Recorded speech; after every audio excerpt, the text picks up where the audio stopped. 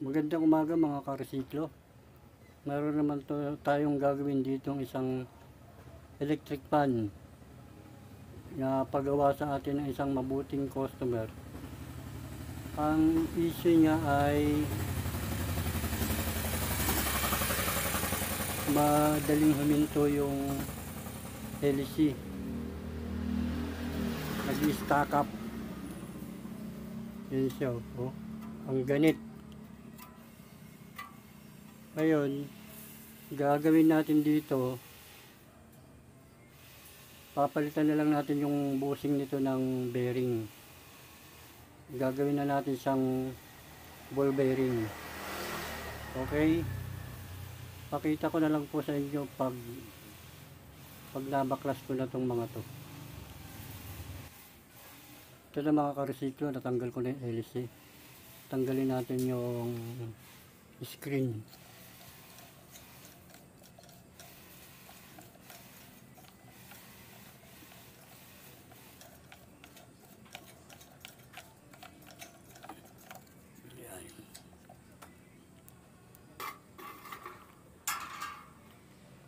Tapos ito. Ayan o, tigas o. Madali siyang matuyo. Kaya ang maganda talaga nito, gawin na lang ball bearing. Okay, pakita ko na lang ulit sa inyo pag nabaklas ko na yung motor. Ito mga karesiklo, natanggal ko na yung mga takip niya. Ito na lang, motor na lang ang natira. Ngayon subukan muna natin kung ito ba yung uma-under pa o hindi na. Saksak ko lang.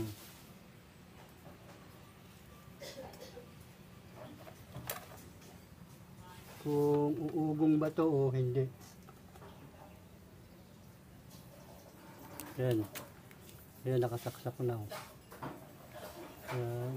Tapos buksan na natin. Ayun, wala. Kahit ugong, wala. Kita nyo, pinipihit ko. Ayun. Wala. Okay, ibig sabihin, putok ang fuse nito. Okay. Pakita ko na lang sa inyo pagbaklas na yung mismong case ng motor. Ito mga karesiklo, nabaklas ko na yung motor. Ito yung ano niya, ito yung bushing na papalitan natin ng bearing. Ito. Tapos itong nasa kabila, kasi itong ang ano, kinain na rin. Yung rotor niya kinain na yun. Ay, umiikot to. Tigas oh. Yan. Kaya baklasin ko muna rin to, pati yung motor, para palitan natin ng bearing. So, pakita ko sa inyo kung anong mga bearing ang gagamitin natin at saka yung mga materyales. Okay, ito na mga karesiklo, nabaklas ko na yung rotor. Ito yung rotor na tinatawag. Tapos ito yung motor. Ito yung capacitor. Kaya tinan mo yung ano, ang tindi ng ano ng grasa niya. Umano na sa motor. Tapos ito yung fuse. Ito yung fuse na to. Ito. Checkin natin yan kung pundi na rin. At saka ito. Yan, kita nyo. Yan, itong bushing na to, papalitan natin ng bearing, ng ball bearing. Okay, pakita ko lang sa inyo yung ano, yung kung paano magpalit ng bearing. Babaklasin ko lang itong mga to. Okay, ito mga karesiklo, nabaklas ko na yung mga bushing. Ito yung bushing, oh. Itong bushing na to, ito. Yan. Kapapalit ko lang din ito nung nakaraang siguro mga 2 buwan. Laging bumibigay. Madali kasi siyang mapudpud. Kaya susubukan natin ng gawing itong ball bearing.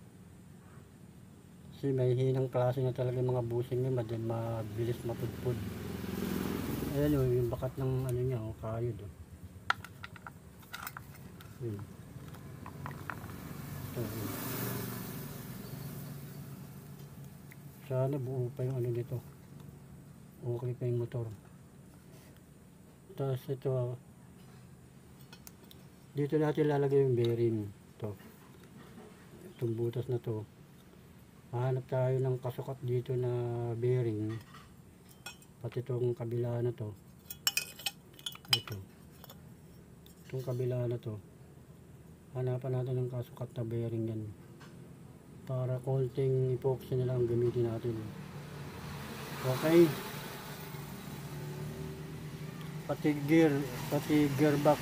So, tinanggal ko na rin para makakilos ng ayos. Yan. Kasi pag di natin ito tinanggal, sagabal sa paglagay ng bearing. Kaya lilinisin ko muna to. Checkin ko yung fuse. Papalitan ko siya. Tapos pakikita ko na sa inyo yung mga bearing na gagamitin natin. Yung mga materyales, yung epoxy. Okay. Baklasin ko lang. Ito mga karesiklo. Tinester ko na yung fuse. Pero okay naman siya, buo siya. Kaya talaga siguro ang ano lang nito yung bushing. Buo naman yung fuse.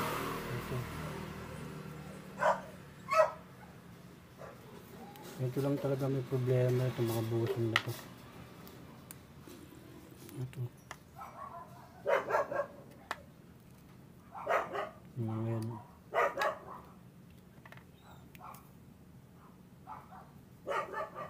Kaya tatakpan ko na lang uli yan yung fuse. Okay naman yung fuse. Okay. Pakita ko na sa inyo yung mga gagamitin natin ng materials. Kukunin ko lang. Ito na mga karesiklo. Ito yung mga gagamitin natin na bearing. Nahanap tayo dito ng kasya dito sa ano na to, sa butas na to. Dito. Ito yung mga 4 na klase ito eh. Ito, tapos ito, tapos ito. Kasi ang gagamitin natin pandikit ay ito, epoxy. Pioneer epoxy. AB. Kaya kasi matibay yan. Okay, hanap tayo ng kamats. Subukan natin itong malaki. Ay, masyadong malaki. Hindi ito pwede. Hindi ito.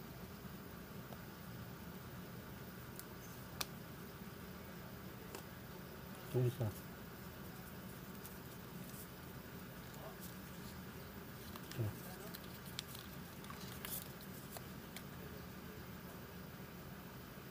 Ito. Ito pwede na to. Okay na to.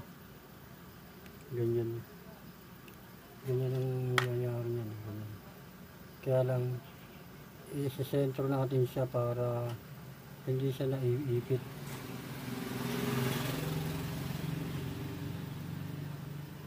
Ganyan ang kalalabasan niyan yan. Magkabilaan yan, ganyan. Yung gilid niya lalagyan natin ng epoxy. Pati yung kabila ito. Okay. Pakita ko na lang sa inyo kung naikabit ko na yung ball bearing natin sa casing ng electric fan. Okay. Ito mga karesiklo. Kabit na natin yung ginawa natin ball bearing. Ito, ganito.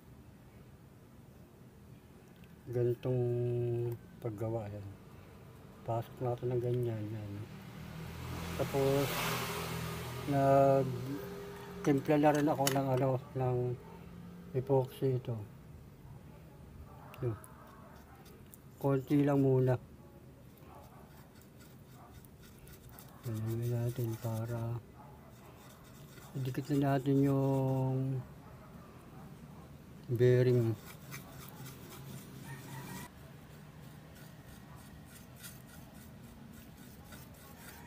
Yan, hanggang mahalo.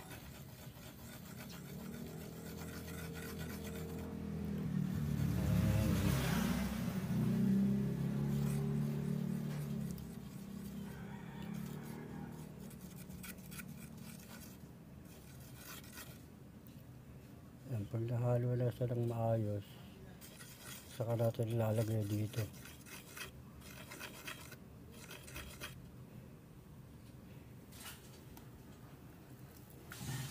Lagyan natin yung dilim.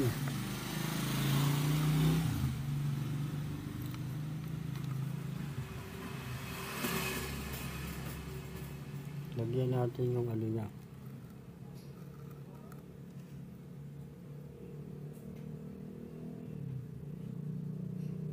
Mga gilid.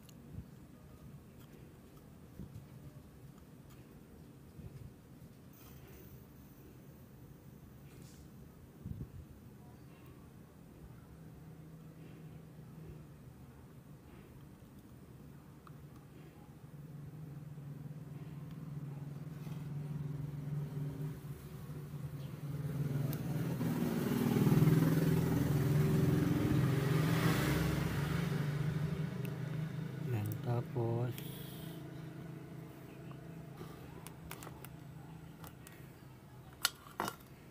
ito naman isa.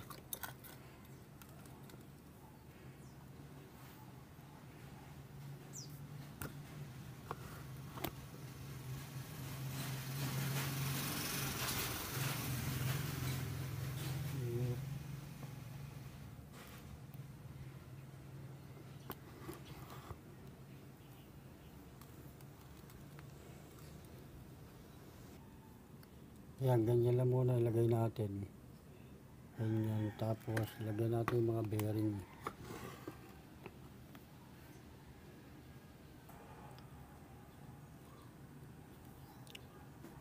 Yan. Lagyan lang natin ng ganyan. Yung ganyan lang muna kakonti. Lagyan natin ng epoxy. Saka natin ipasok dun sa loob. Okay. Yan, saka natin salpak dito.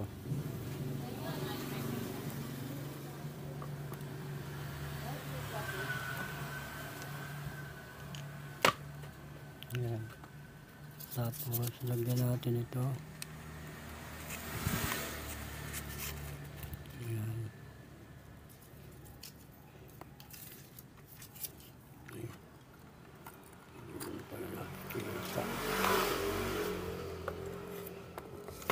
Ay, shit.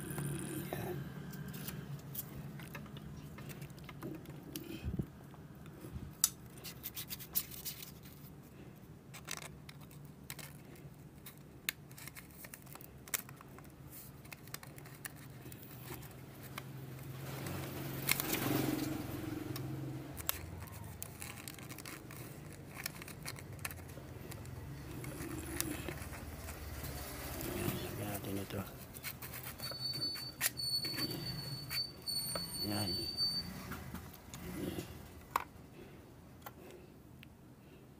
Saka natin isalpak.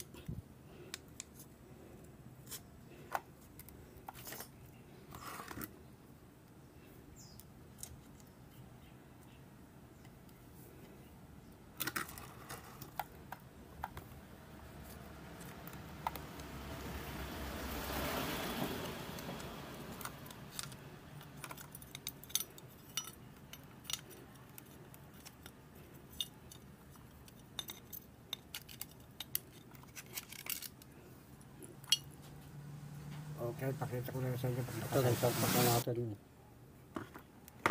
Hintayin na lang natin siyang matuyo.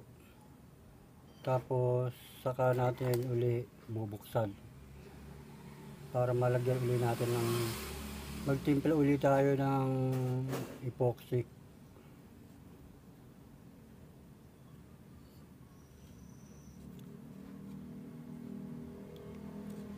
Kasi may pagka matagal din ang pag-iintay na bago matuyo itong Pioneer epoxy na to.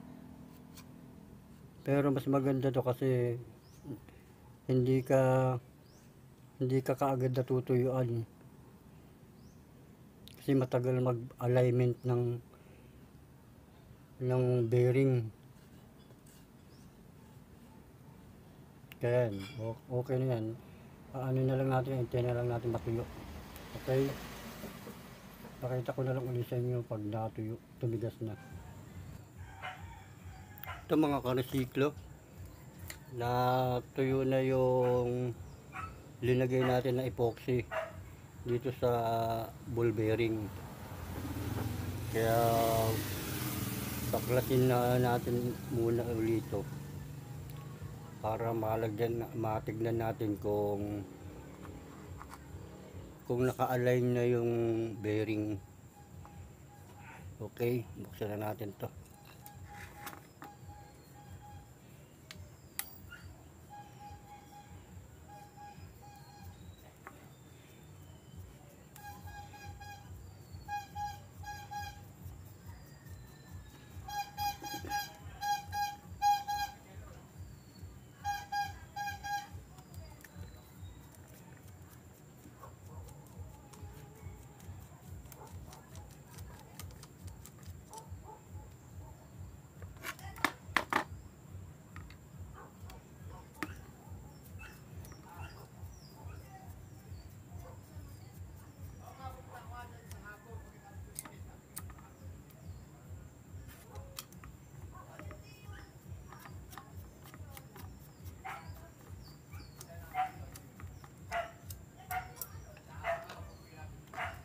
Yan, natanggalan natin yung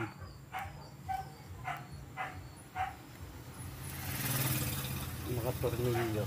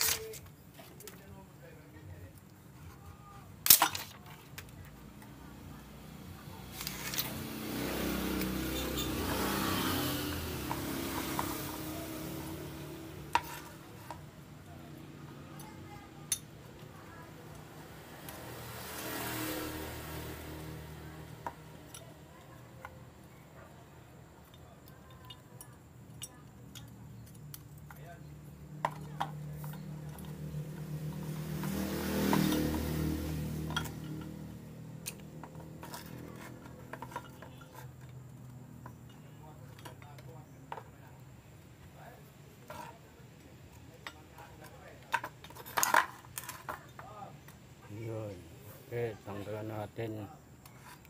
Tapos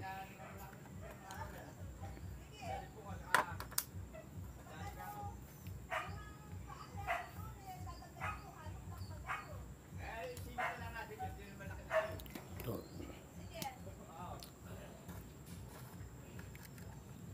Yun. Dumikit na yung ball bearing dun sa loob. Kaya mayroon pa siyang mga puwang. Dagdagan pa natin to ng epoxy. Okay. Para tapos na to. Ayan. Nasa loob na siya. Ipakita ko na lang ulit sa inyo pagtimpla na yan. Pag natapos na ako. Ito mga karesiklo, gumawa na tayo ng konting epoxy uli para ilagay natin sa ball bearing. Ito sila maraming wala pa yan. So, pupunuin natin tong gilid na to para lalong tumibay yung bearing, hindi siya kumalog at saka matanggal. Pati yung isa, ayan, pupunuin natin yung mga gilid. Yan, titimplahan ko lang, imimix ko lang itong coffee.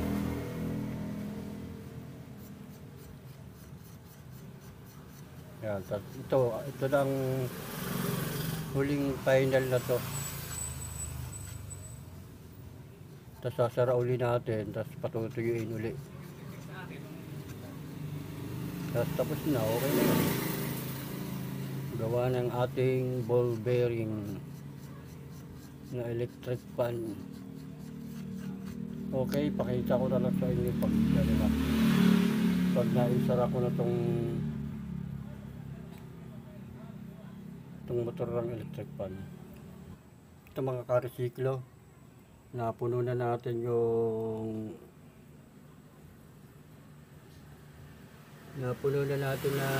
epoxy yung gilid ng ball bearing. Yan, hintayin na lang uli natin itong matuyo, tapos saka na natin ipipix to. Yan, puno na rin sa loob, kaya mga 6 na oras pa to bago matuyo. Iintay na lang tayo ng pagkatuyo nito. Okay, pakita ko na lang sa inyo ang performance nitong pag nakabit ko na lahat, pati hélice.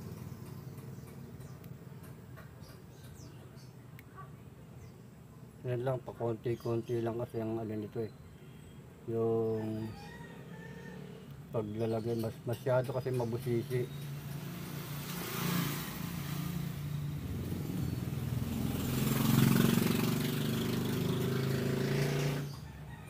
Masyado mabusisi yung ng ball bearing, kaya maraming ayaw maglagay ng ball bearing kasi napakabusisi. Tapos pag hindi pa nila alam yung pag hindi pa gaano nila kabisado yung paglalagay ng busing, marami nasasayang, baklas kabit, puro epoxy ginagamit. Kaya ang mahal ng epoxy, kaya kailangan sigurado yung alignment mo para isang kabitan lang, wala ka nang babaklasin. Kasi pag nagbaklas ka, panibagong epoxy ka na naman, tapos baka masira pa yung ball bearing natin. Kaya pag maglalagay ng ball bearing, lalagyan talaga to ng ano, clearance, yung shafting niya, ay yung rotor. Ito. Para sigurado. Wala nang baklas-baklas. Ganyan lang, kahit konti-konti lang, basta importante dumikit lang yung bearing dun sa loob ng casing ng electric fan, ng motor ng electric fan. Tulad yan, no, dumikit na, nakadikit na siya doon sa loob. Pati yung isa, kahit konti lang ang nakalagay. Pag tumigas yun, pwede mo na uli siyang patungan. Okay. Pakita ko na lang sa inyo pag buo na to. Nilinisin ko lang muna to. Ito mga karesiklo, natuyo na yung huling patong natin ng epoxy. Ito, natuyo na sa matigas na.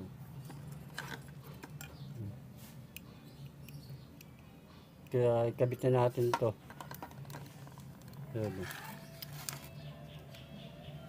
Okay, kabit na natin yung itong rotor nya. Kaya ikabitan natin siya para ma-testing na natin kung okay na siya ba.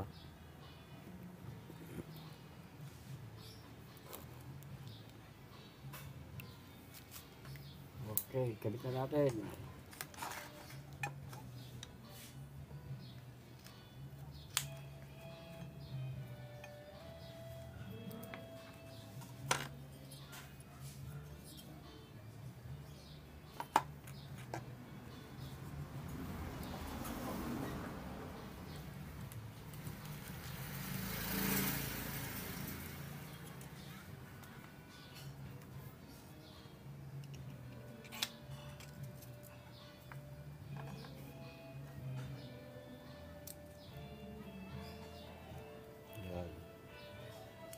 Yun, no?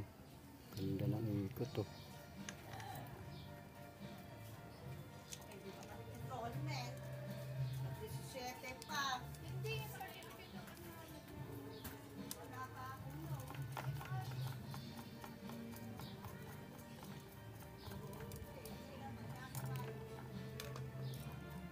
Magandang maging ball bearing yung mga electric fan.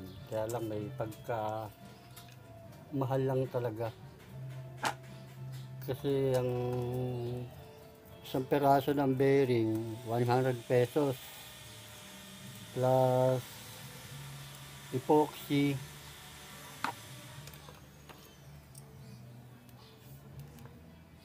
dalawang bearing ang gagamitin. Kaya yung iba nagtsatsaga na lang talaga sa busing.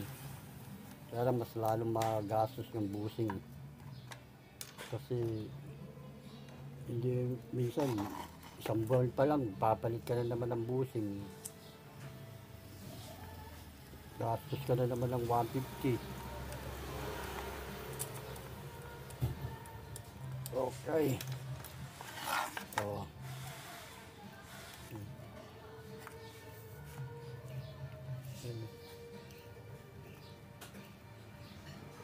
tingnan natin ito nga under.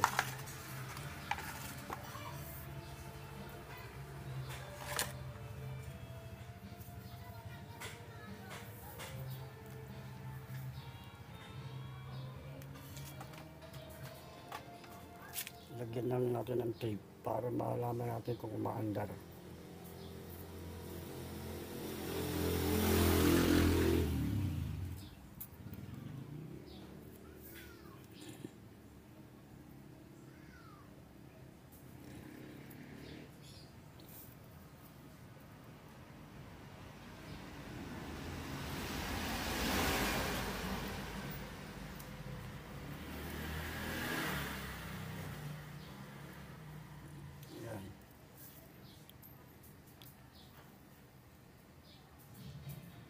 Yan, tapos saksak na natin. Saksak natin. Tapos paanda rin. Number 1. Ayun, oh.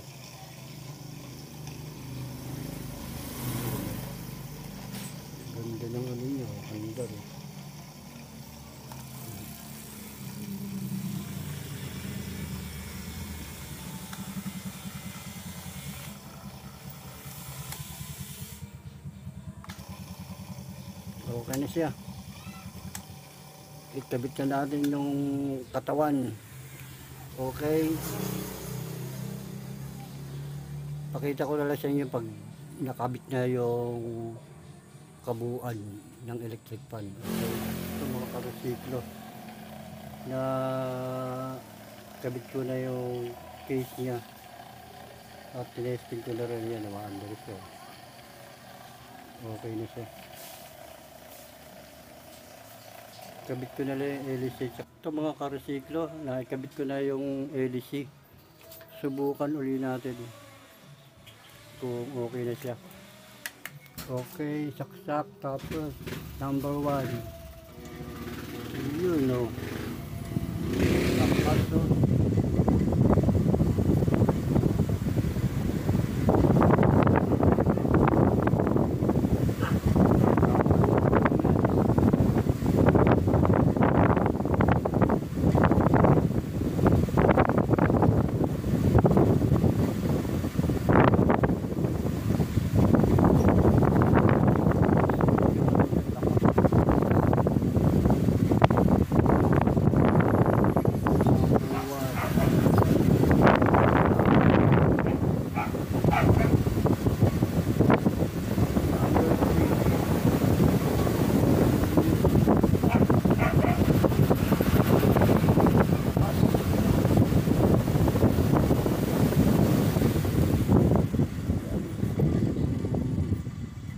Spinning niya.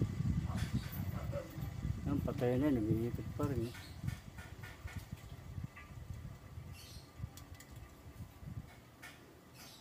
Okay. Kabit ko na lang yung isang isa pang, yung pang ibabaw na screen.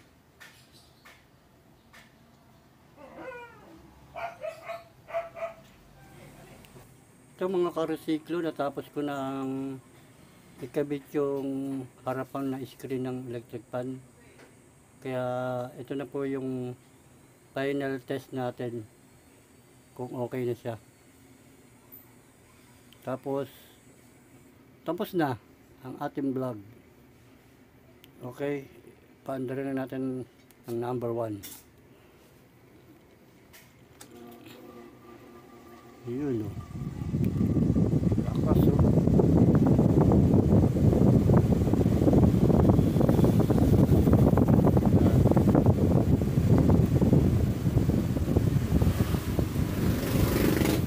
Malakas yung number 1 niya. Yan o. Lagay natin sa number 2. Yan, number 2 na yan. Lakas. Number 3. Lagay natin sa number 3. Number 3. Kaya okay na siya mga karusiklo.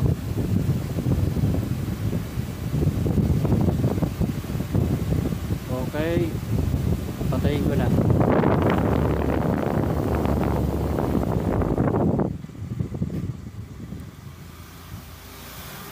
Kaya na po patayin na yung ating electric fan. Kaya hanggang dito na lang uli mga karusiklo. Sana may natutunan kayong kaunting kaalaman tungkol sa ating mga electric fan, kung paano palitan yung bushing, gawin natin ng ball bearing para mas lalong tumibay ang ating electric fan. May kamahalan lang ang ball bearing kasi 100 pesos ang isang bearing. Dalawa siya. Kaya maging 200 plus yung epoxy, tas labor. Tapos yung bushing kasi 15 pesos lang ang isa. Kaya napipilitan ng iba na ayaw na ipa-ball bearing kasi napakamahal din. Pero pag hindi naman siya naka-ball bearing, siguro mga 2 months lang bumabalik na naman siya sa akin kasi tumitirik na naman po siya. Kasi mga local na po ang ating mga bushing ngayon at saka shafting. Madali na po siyang mapudpud. Okay, salamat po sa inyong lahat.